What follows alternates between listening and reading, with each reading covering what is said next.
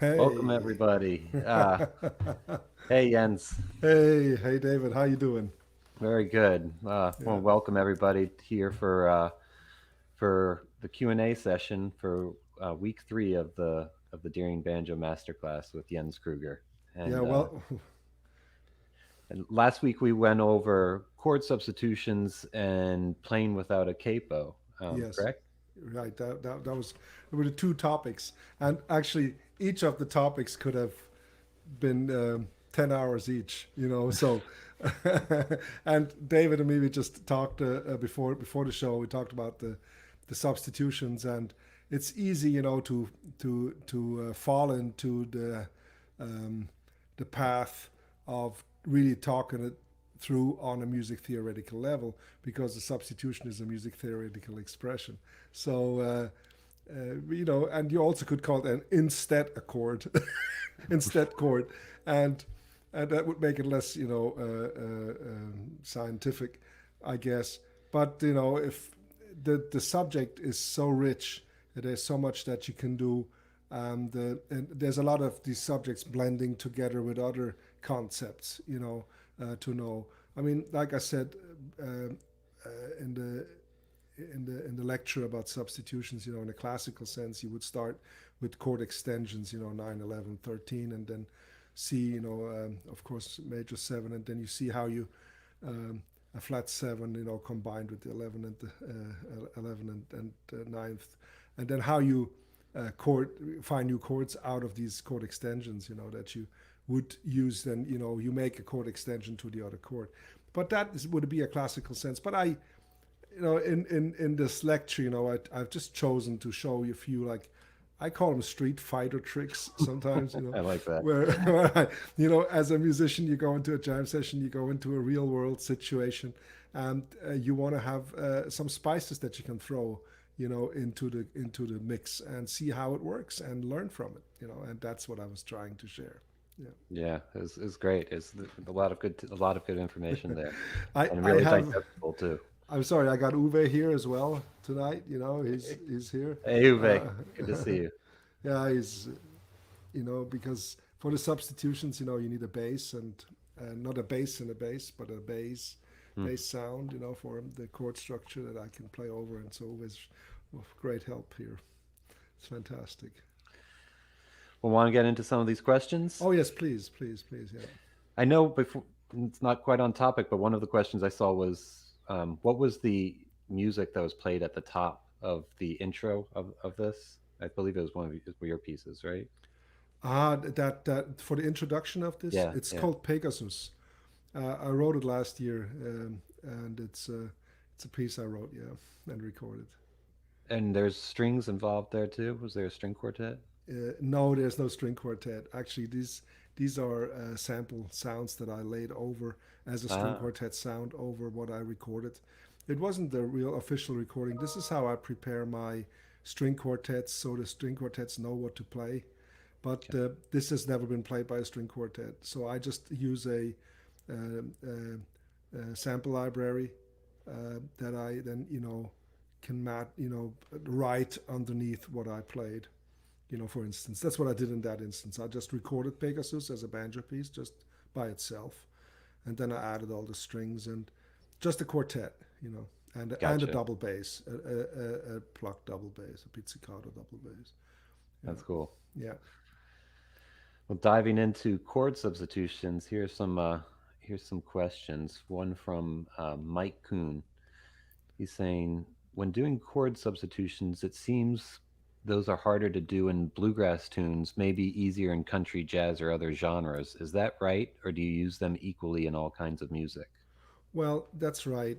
In bluegrass has such an established um, harmonic structure that's so based on the 1 and the 5. Even you try to avoid the third a lot of times. When you play backup in bluegrass, you just try to stay on that. It's almost like a power chord, in rock music, where you don't want that distortion of the third, coming into play. and you have these backups that are so based on these 1 and 5 notes that give you a strong sense, of that. It's not really the third would give you a strong sense of that of the chord's flavor, but the 1 and the 5, they sort of, because the bass has such strong 1 on that one beat, that the 5 can't be missed as a 1 idea, which can easily be because you can reverse the 1 and the 5. So but in bluegrass, of course, it's so established, the sound has been so established in the 50s, 60s, 70s, that with not that many substitutions, that as soon as we start playing them, it starts to be a little off. But especially it's been not been done on the banjo so much. But when you listen to other instruments, like Tony Rice would use a lot of substitutions, using F over G, or or using like chord extensions like that, and also when you listen to Jerry Douglas, which was great, it's always been a great inspiration to me. Not that I'm trying, not that I can copy what he does, but just the way he approaches the backup.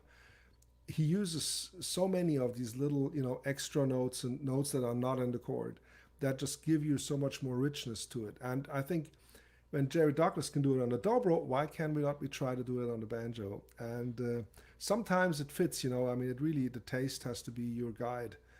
How does it sound with the others? And you're right, the question was right. It's easier to use these substitutions in music where it's almost required, like in jazz. Without substitutions wouldn't work at all. And pop music, uses a lot of ninth, and that's when Uwe sings a light pop song, then sort of like let's say Eric Clapton. He gave to you a golden ring. It made you happy. It made you sing. I played for you my guitar. It didn't last long. So what I use, I use licks. You want to play some a little bit? Yeah. Yeah, I just want to use licks that maybe things that work out of the 5 chord instead of the 1 chord, and resolve into the 1 chord, even though he's just playing the 1 chord. And that's very typical for little things, in pop music. Yeah. Yeah. Let's see. Do you? This is from Neil Barton. Do you strive for 4-string chords when applying chord substitution? No, not necessarily. I'm not striving for 4-string chords. Actually, with the chords, a lot of times I really just try to play what I need. Just press down what I need. It's like when I last time I explained the C9 chord, and the full chord, of course, would be with this one as well. But I don't play that. If I need that G, I usually then go down to another position here. Yeah. Yeah. But no, not necessarily. Yeah. Sometimes I do, of course, but I use a lot of triads. Yeah, like that, or so I split the banjo a lot of times really in the top strings and the middle strings, and then the lower ones.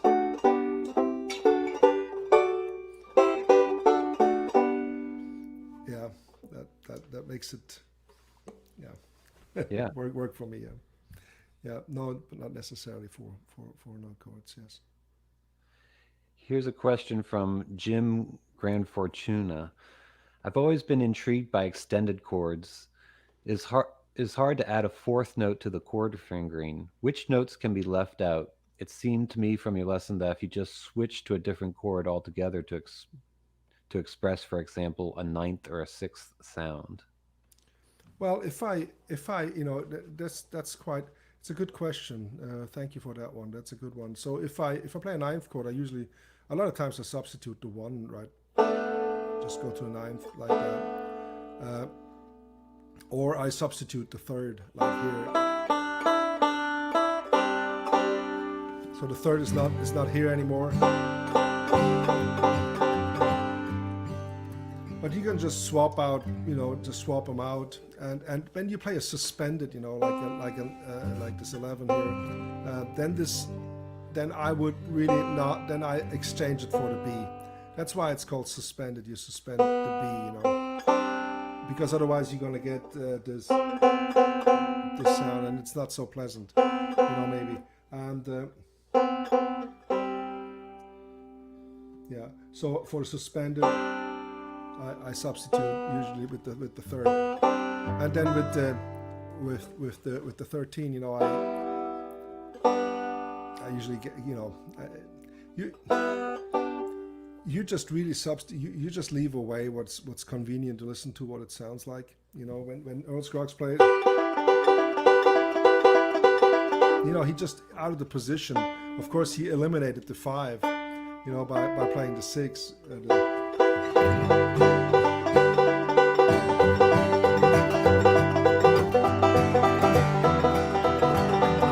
they all have a little bit of a different flavor, but it's not that pressing. Here's a question from Julie Colton. Is it best to learn where all the notes are on the fretboard, or can experimenting with chords through improvising be equally as useful?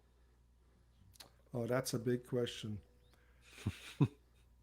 Well, what is it good if you know all the notes? I mean, that's one thing. And how good is it if you know how they sound? So it goes hand in hand. Both have their argument. If you know the notes, you can see them in relation to the other notes. But that only makes sense if you know how they sound, really. I mean, and what you want to listen to. So I think music theory, it's a big question, because this is a fundamental question that's very different for everyone, that's playing. Each one has a different idea about it. Some people, they really like to just really dig into music theory and enjoy that. That's like people who like bookkeeping. They're very different than people, who like digging in the garden. They have maybe different ideas, of what they like doing. And it's the same with music. I just talked to David before. I've met a lot of musicians, that they learn more and learn more and learn more and got more complicated, and pretty much outplayed themselves out of any audience, because they started to be so complicated and so headstrong in their head driven, that it was very difficult for them to start to reconnect with the people that they actually wanted to play for. And some of them, don't even want to play for people. They just want to experiment at home. And they may become college professors in music theory. I'm saying there's so many different things. So to answer that question, not really. Let's go from the standpoint of just playing music.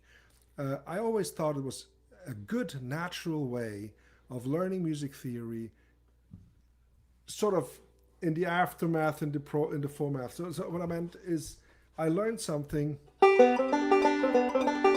For instance, I learned this. So I realized, okay, what notes are these? I could ask a teacher, what am I doing here? What is this? And he would explain to me, yes, of course, this is the third of the chord, the B, and then the D is the fifth. This is the root, and then I'm going up to this fourth note here, and if I just play this, I'm playing a suspended chord. And of course, that information can help you down the road, with other things that you can connect in your mind.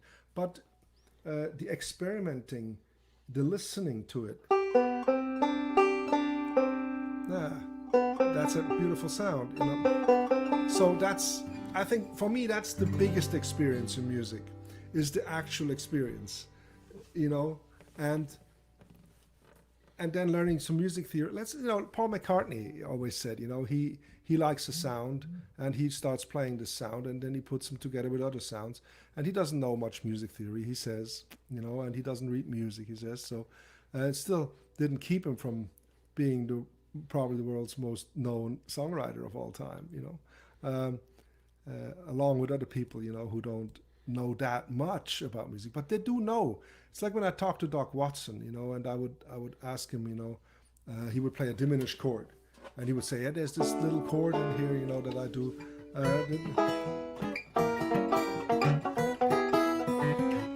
And he would say, I do this little chord here. If he would, play with him, but then if you ask him, he knew what it was. He knew it was a diminished chord. He knew what it did, and he knew what it was for, of course. But how can I say it? It was almost like farmer smart. We have a saying in Europe. It's like you're smart, but with the things you need, and you're very, very elaborate with these little things that you know and how to use them. And that's what I also considered Earl Scruggs, J.D. Crowe, Sonny Osborne, for instance. Sonny Osborne was he learned a lot from pedal steel players because he played with Buddy Emmons, and they recorded, and he was in awe of what they could do from the beginning. Sonny Osborne was in awe of pedal steel. I think there's a connection between banjo players and pedal steel players. A lot of banjo players also play pedal steel, like Bill Keith. I think Noam Pikelny plays some pedal steel. I mean, a lot of people play. Jerry Garcia. They're just sort of, and because they're this chord structure and you play it with picks. And so with Sonny Osborne, he would steal, borrow, learn little things, from Buddy while playing, and just like this, things like that, that he would incorporate, into his playing. But I'm not sure how much Sonny really knew all the theory behind these chords. That these were actually added ninth to diminished chords, for instance. But I don't know if he knew that. But I don't think it's necessary in that sense. Okay, it's not. I think first things first. First thing, learn how to talk, and then learn how to read and write. I think that's I'm always stand for that. Yeah. Here's another question that's kind of on the same. You kind of answered it just now, but it's from Steve Dydra. He says, Jens, thank you for doing these lectures. When learning chord substitutions, is it a lot of trial and error, or can you point us to some music theory principles that can be applied? Well, music theory principles is there's always some. Actually, if you what was it? Frank Gambela, I think, had a book out that I studied some. When I was younger, jazz theory, and he basically came with the substitutions of the idea that if you have a harmonized major scale, like this, a harmonized, you move up and all that, like that, and then if you actually do that with a major 7, which would be and adding another third to the D here, right, and then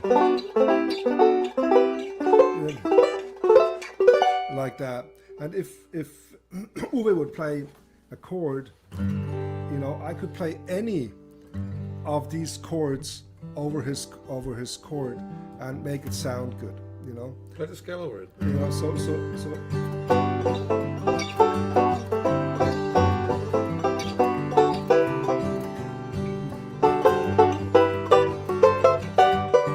See, it never really bites Uwe, so he would work out even solos, on the guitar, where he would just use these scale chords and move up and down. He would, of course, then use them for minor, and he would use them as substitutions for different things. Like if it's G and we have G, and the parallel minor is E minor, so I can use all these G triads, G four chords, over E minor as well, like here. Yeah. There's a little bit more flavor to it now, but he would construct with these ideas, and I think that was a good approach of using a music theory of going about substitutions. If you trial and error, I think trial and error is the key to a lot of things, because I've seen a lot of people, let's put it this way, I've seen a lot of people who studied a lot of music and learned a lot of great music and still didn't enjoy playing music.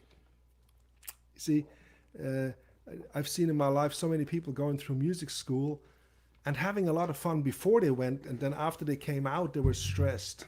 They had a feeling like they were inadequate, they didn't know much.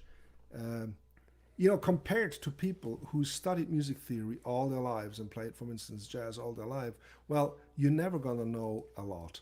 That's just how it is, unless you do that same amount of studying. And that's why when Clint Howard, for instance, I'm going to come back to what I just wanted to start saying, but Clint Howard, for instance, he told us the story. He went out with Doc Watson to San Francisco, and they played a concert, and everybody was really, really enjoying it, and they get a standing ovation. And Clint said, he talked to him, he told us the story of how he said to Doc, I think they're making fun of us. We're just these hillbillies from the mountains, and we don't know anything. And and then Doc turned around to Clint and said, do you know what? I think they like us. I think they like what we do. And Clint always was very, very humble, because he knew, compared to all these people who knew all the music theory and, could compose and do all these things, that they were just a bunch of hillbillies. But that's not true, you see. They have something else that other people don't have. This is like these thousands of hours of playing and listening and deciding of what they like and how they like to play it and how they hold their pick and how they get the tone out of the instrument and how they interact with the other music that's happening. You cannot learn that by reading a book or knowing anything about music theory. That's why some of the most dreadful concerts you will ever see, and I'm going to make a statement that's going to make maybe a few people mad, but I've seen some of the most dreadful concerts you ever get to see is the faculty concerts of music school teachers. I know, this is very bad, but I've seen some of them, and it's just so dreadful, because they're all have to prove now that what they know makes musical sense and is good, and is worth listening to, and then they stand there and they're lost because they don't have this practice of actually having fun and playing music and enjoying music. I think I don't want to drag this down to this I'm not a music theory denier at all, because otherwise I wouldn't have studied it so much in my life. But I always knew that playing and enjoying music and just experimenting with it comes first, So the experimenting part, the trial and error, is exactly what I think what we do as humans, constantly. It doesn't matter what we do. We try, didn't work, no, let's try again. And I think the part of let's try again and try it in another way gets lost sometimes as we get older, When we're younger, we're more adventurous in trying things. And I have a habit of something didn't work once, well, I'm going to try it again, see maybe it works this time. And, the definition of madness, somebody once said, is if you do the same things over and expect a different result. But in music, you see, the world changes and your taste changes and the circumstances change and your judgment changes in the moment. So sometimes something that you didn't like, maybe all of a sudden there's something that strikes you that you like. And so I think this is a very important factor, that learn, but don't learn too much. I would always say, learn what you can play. Ask your teacher, I'm doing this.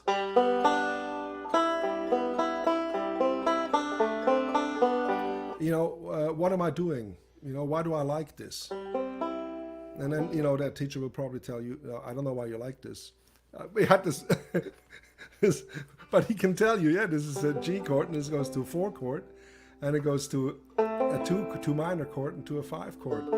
And we like these resolutions of the 2 minor and 5 and 1. That happen a lot, and a lot of jazz is built on 2-5-1 connections, and the subtonic here. It sounds so fresh. It doesn't, the 5 sounds more serious. And there's a little bit more air in it. And so people, so he would explain to you, and and another teacher might just tell you, yeah, you did play a B, and then a G, and then a B and a D, and then he confuses you, writes you a whole chart of what you did. But there's always an emotional content, with the music theory. I once had a long discussion with Peter Werning at Rocky Grass. He asked me, I play G and I play E minor. Why do I like it? He said to me, and I said, I don't know. And he said, try to explain to me why I'm so fond of this. And I said, well, maybe it has something to do with Foggy Mountain Breakdown, or maybe with Country Roads, or I don't know, things that have this sort of movement in it. And then I asked him, why would you know? Why would you want to know? It's important that you know that you like it, and then once you know that you like G to E, you also know that you like C to A minor and F to D and B flat to G minor and such, and so forth, right?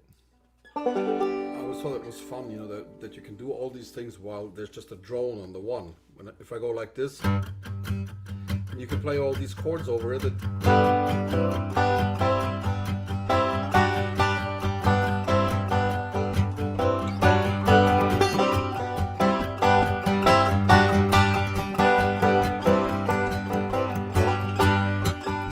So I even made a little piece, once like this, when we played.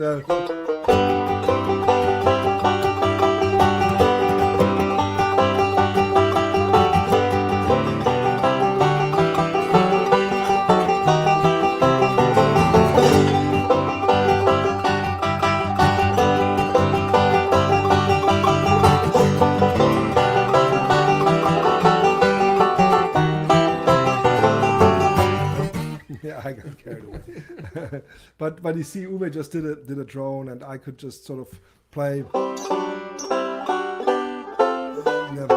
so forth, over it. Yep. Yeah, what you said about learn what you can play. Don't over. I went to music school and we had that same experience where we started to lose the musicality of it, and you just start to learn technical things that you can't really do and don't really understand yet, and the music gets pretty terrible and heady, and you lose that the melodic nature of music. Yeah, there's I can say out of my experience that that I've met people that are like sponges. They can read a music theory book and they actually know it, afterwards, and because they can put it in context, they have a different mind that works, in a very wonderful way. For me, I can learn a lot. I know a lot. I can say that, but it's not because that's not the reason why I play music. I play music because I would imagine different places, worlds. When I started playing banjo, I was imagining woods with pine trees and forests filled with pine needles and smell of sap and being out in nature. That's where I was when I played the banjo, and not in some music book. Just that sound of a high banjo.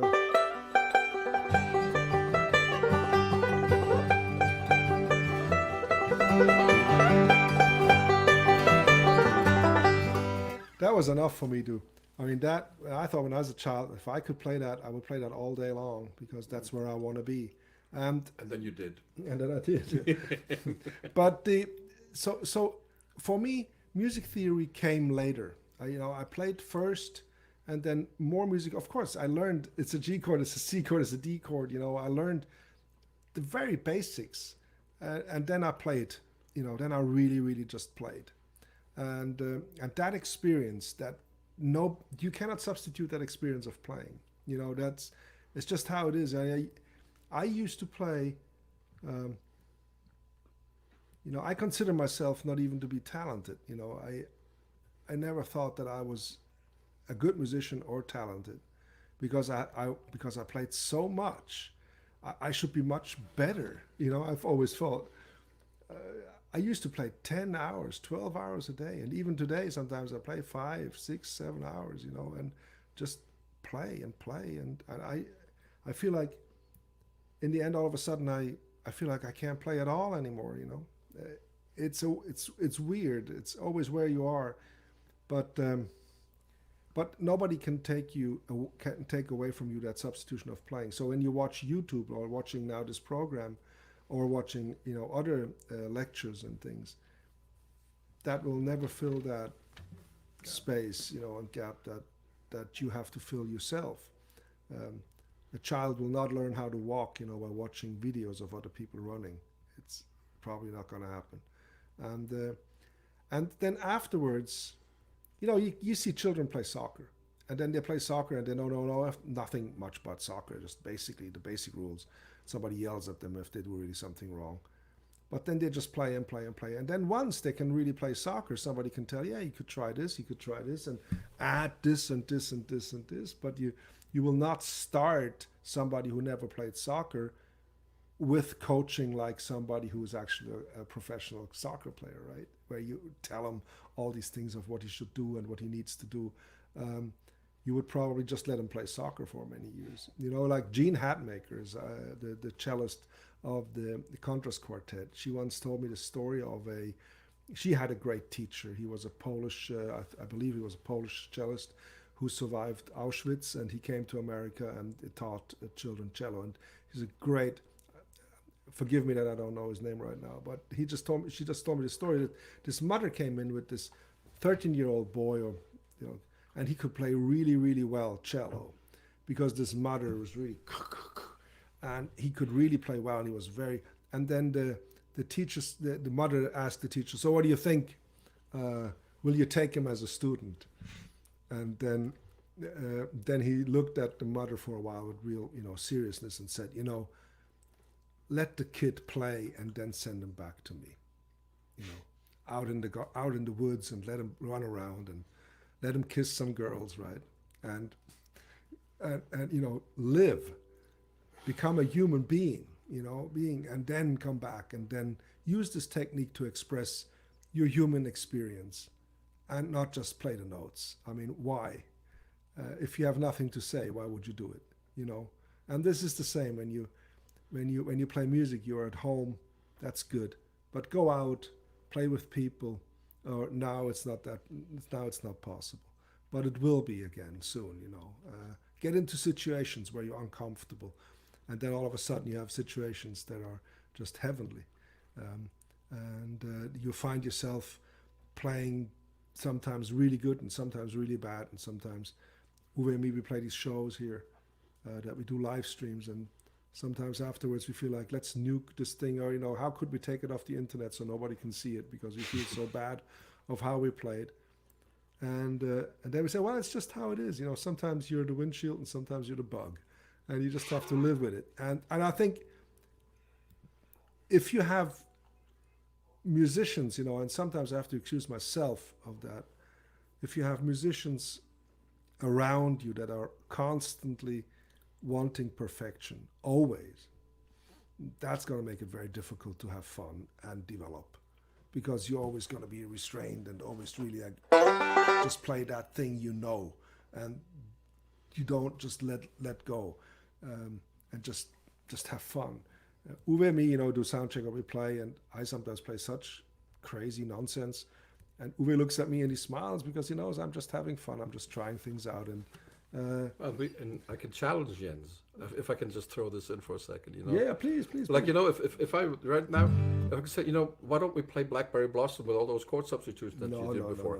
No. This is like, I can say something like that, and then it takes maybe a minute or so. Yeah. And then he will just try something. Yeah, of course. And it will sound horrible. No. No, it's so when you have a brother, that is as crazy as mine, and my brother has as crazy brother as me. It's fun, because we can be ourselves. We don't have to always be on the money. We can just sort of goof around, and I think the goof around is part of children. You sit still in school, you learn, but then you go have a break and you goof around. You go to the woods and you throw rocks. You do things. You experiment. You do try and error. That's what you need to do in music as well. Okay, I think I know I stress this point a lot, but I just want to give you also this freedom because I can tell you I don't want to come across but I made really a living playing music, and I've seen so many musicians in my life, and I've seen the happiest ones were the ones that wouldn't take it. They would take it serious, but not too serious. You have to be careful with that. And especially with YouTube today, it's very easy to always think you're inadequate because you can see all these great players, and you always feel like I'm nowhere near what these people are, and I will never be. And you don't have to. There's absolutely no reason why you should, because they're already doing it, right? I mean, I already play my music, and so is Russ Carson or Bella Fleck. They're already doing everything that they do so well, and I don't have to do that because they already done it for me, right? It's like it's already been done. So I'm free to do whatever I want to do, and so are you. You don't have to do all these things. But if you want to learn something, you have to practice, and I'm going to talk about that. I have a lot more lectures, and this is about chord substitutions. So the chord substitutions is a way of experimenting with sounds, which is like spices. You add spices to an existing environment, and you add something that is not just blending in. If I play a G chord while Uwe is playing a G chord, I'm just blending in. I'm adding the sound of the banjo, yes, but I'm not adding a musical extension, in a sense of a note, of an interval. I always say intervals, like you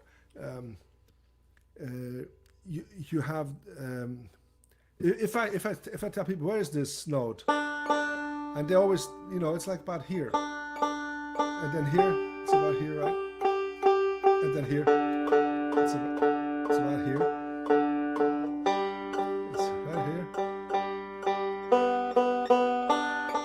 somewhere, and so we experience the interval as music, not the note itself. The note itself is like a border in silence. You build the first note, and let's say it's just a note, not overtones, which we don't have. But I'm just saying the fundamental note of a note just sort of is here, okay? So we feel all of a sudden out of silence there is an above this note and there's a below this note, right? Because we have all of a sudden this thing that sort of slices to the silence, and it gives us an impression there must be something above, there must be something below, and that gives us the sense of this note. Now when we play a second note, like here and here, there is a space that happens in our imagination that is filled, right? And so music gives us a three-dimensional space, because not the upper note now feels also like it's endlessly going up. There's endless stuff up and also endless stuff going down, and with the lower note as well. And then in between the notes is what we really feel like. So if we have an interval that's a minor third, like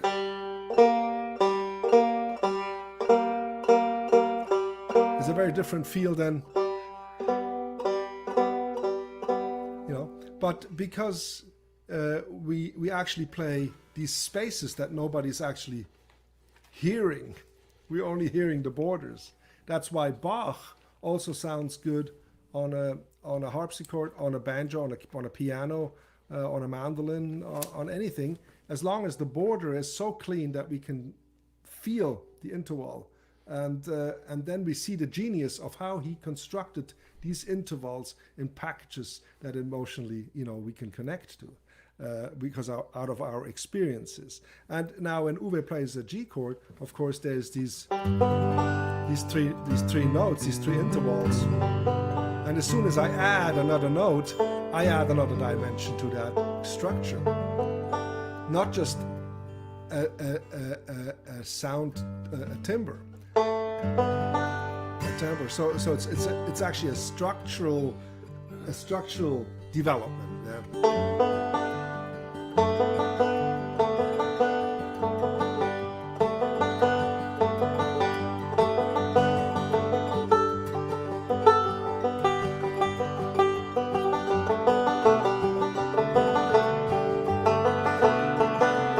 See, I just add this note, and it makes the structure that we have bigger. It becomes a little bit of bigger space. Okay, I think that was a very long explanation, but I think that's because it was such a substantial question. Yeah. Well, sticking on the spice and cooking theme, we have a question from Daniel Rossi. Yes. Thanks Jens for your invaluable advice. I do understand your emphasis on empirical learning, but aside from formal education in music theory, do you have a way to categorize which chord would work better in what situation? I did put a G chord on a loop and noodled for a while. Every progression, substitution, inversion worked regardless, since it was out of context, meaning not in a song structure. I am Yes. a chef by trade, and I understand your spices comparison. Let me use the same metaphor. When I cook traditional Italian food, I stay away from curry. There is no law against it, but it would raise eyebrows. On the other hand, I use cilantro in my Southeast Asian cuisine or Central South American cuisine without even questioning why. What are the curry chords in your soundscapes? And I know you favor add 9 sometime with the flat 7. Is that your cilantro chord? Wow. Well, actually, you just said it all. I think you gave yourself the answer already. There's things that you start to like. It's a taste, that you like. If I have a chords, for instance, that wouldn't be suitable. Like if I just sharpen the entire chord, just have a G sharp over G. That's a very strong spice. But if I use that, for instance, that spice, that you said that you record the G and you recorded different things over it. I have two things about that I want to say. But first, when I play this, there's a cabin in the pines, and I go like this, it really doesn't do anything. But if I used, for instance, this idea as a 5 chord to a minor, for instance, if this would be now G is the 5 chord to C minor, so I play G as a 5 chord, and then go to C. See that? So I have G.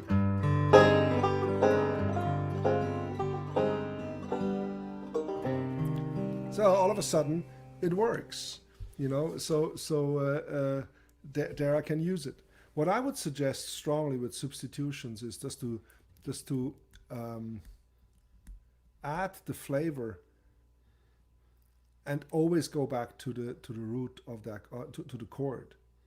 So of trying to go back and forth and just stay with one flavor for a longer time. Let's, for instance, when Uwe plays me the loop in G. That's the second thing I want to tell you.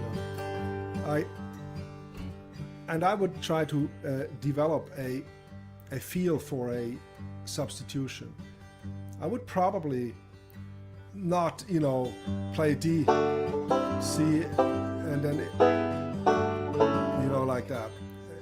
I would stick with one and try to discover how this. Otherwise, it becomes just gray music. If there's too much in music becomes gray. It's like paint; it just turns gray. It's just nothing. You don't want to mix things. It's like when you're a chef, so you know exactly. You don't want to put too many different spices in a mix unless they support each other, or they bring one spice out in particular, or you just don't want to mash it all together so you cannot really taste anything anymore. And that can easily happen if you're not careful. And so you want to have a strong taste of that cilantro, or you want to have a more strong taste, of something else. And so when Uwe would play the loop, G, let's say I would take the 5, and the 5 is like breathing in. See that? The breathing is like a tension.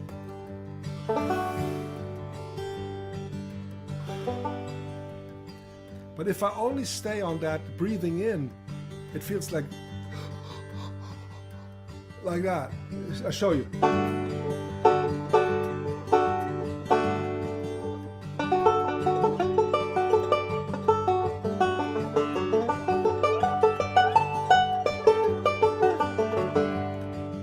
And then if I go,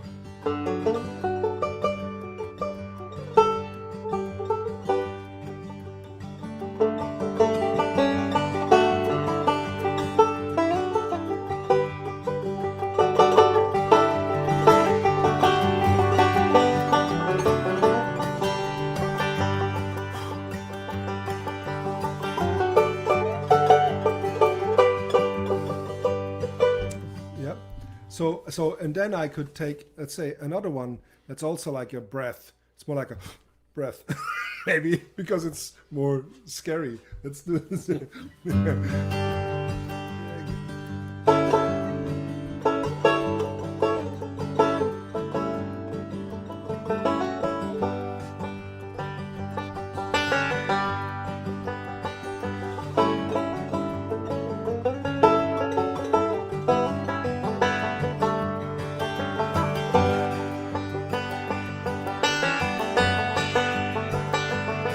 Of course, in music theory that would be Lydian, but that's just, don't go there.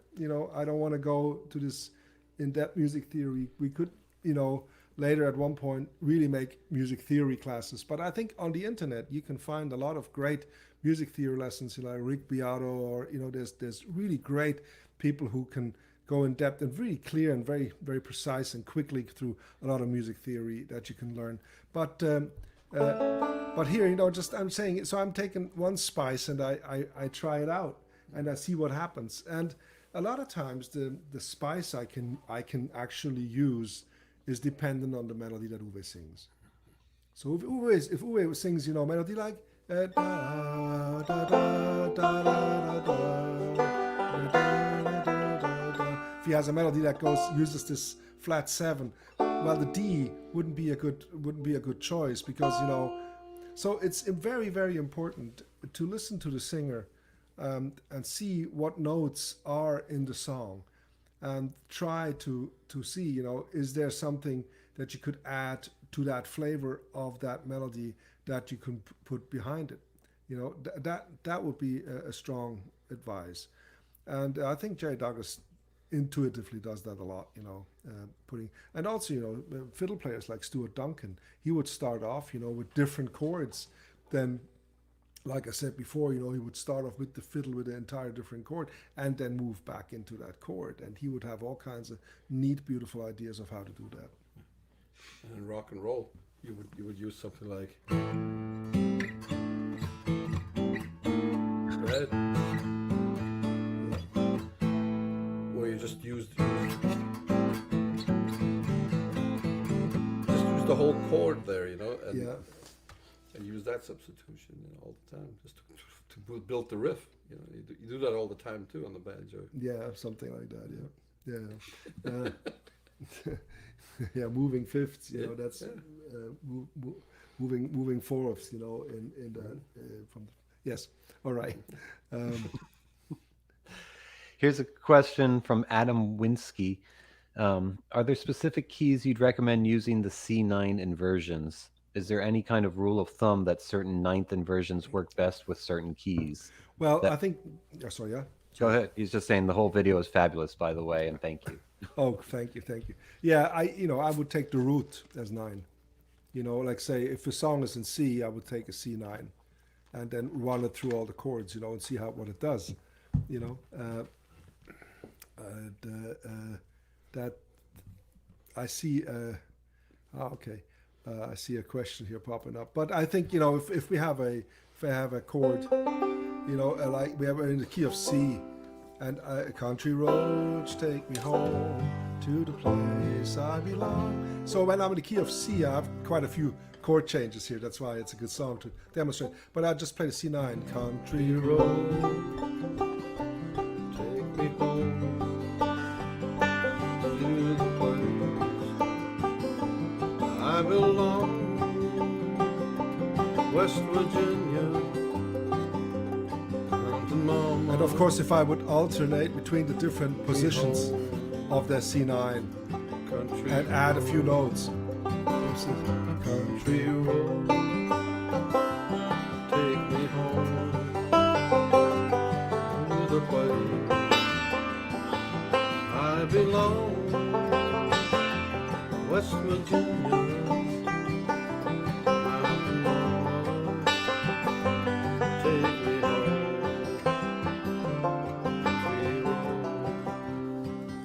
Does that make sense? Yeah.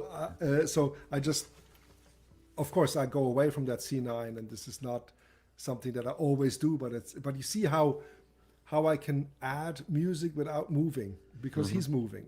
You know, that was the concept of the C9 when I said last time, I'm not moving, let him move. It's like people who are, this is not my strength, it's not my forte to be quiet. You know, some people are very content, you know, they're very inside of themselves, and they can be sort of, and they just wait for the world to turn. And then they say the appropriate thing, or they play the appropriate note. Like Chick Corea maybe would, you know, always talk about, you know, creating a space and then fill the space with music. This is not something I live by, you know, but I composed pieces, you know, that would do that. We had a question: can you play out with Beautiful Nothing? Well, do we have to play out? Yeah, almost, yes. But Beautiful Nothing was one of these substitution things that I once did, you know, where I don't change a G suspended.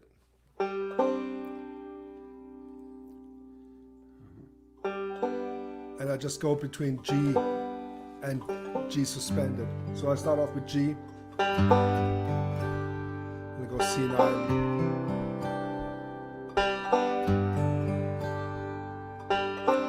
And I stay. Uwe goes to A minor. D9, D suspended, G. See? So I just used the A minor and the D with the same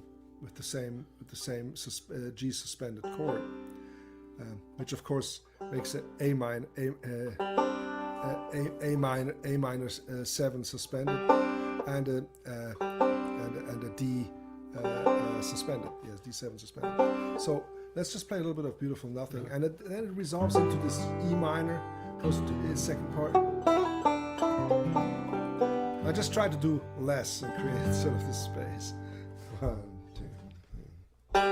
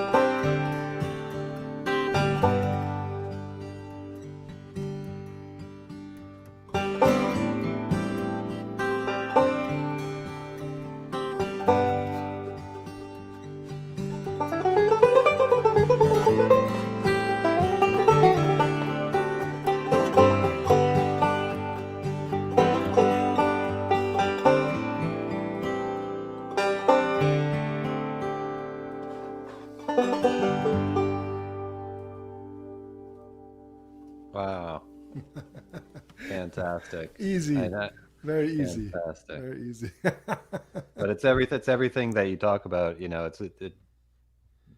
that of it's a very simplicity, but getting a huge amount of emotion through the music at the same time. Yes, I think we're good. I think that was a great hour. Thank you so much for writing in the questions, and thank you, David. Thank you, Jamie, for having us with the Deering here for this master classes. I hope that I was able to help you a little bit. I want to thank Uwe for helping me again for this hour, and we're gonna take next week off, and then the week after we're gonna have another master class with two more exciting subjects. Um, I hope we see you then. You take care. Leave some comments on YouTube, so I can see what you think and leave some input. I always read them. That really helps us all. And thank you so much. All right.